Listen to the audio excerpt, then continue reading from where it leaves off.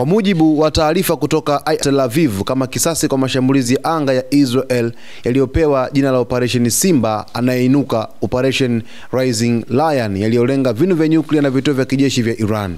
Mashambulizi hayo ya awali ya Israel yaliwaua makamanda waandamizi wa Irani, wakiwemo mkuu wa kikosi cha walinzi wa mapinduzi ya Kiislamu IRGC Hussein Salami na Jenerali Mohamed Bagher, na kusababisha uharibifu mkubwa katika maeneo nyeti kama kituo cha nyuklia cha Natanz. Katika operesheni ya Irani iitwayo, ikiwa ni pamoja na shambulio lililoua mwanamke karibu na mji wa Rishon LeZion kusini mwa Tel Aviv na kujeruhi zaidi. Israel zilijaribu haraka, lakini vikosi vya uokoaji vilikuwa vikitafuta manusura chini ya vifusi vya majengo yaliyoharibiwa. Waziri wa ulinzi wa Israel Katz alionya kuwa mashambulizi zaidi ya makombora na droni yanatarajiwa, huku Netanyahu akisisitiza kwamba Israel haitasitisha operesheni yake hadi tishio la Iran litakapokomezwa kabisa.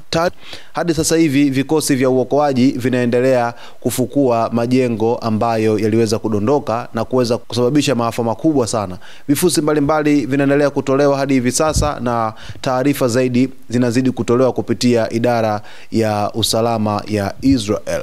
Mtazamaji wa Zone Media, tufuatilie kila siku kuweza kupata taarifa zetu hapa ambazo tunakuwa tunakuletea kuhusu Mashariki ya Kati. Naitwa Victor Moshi.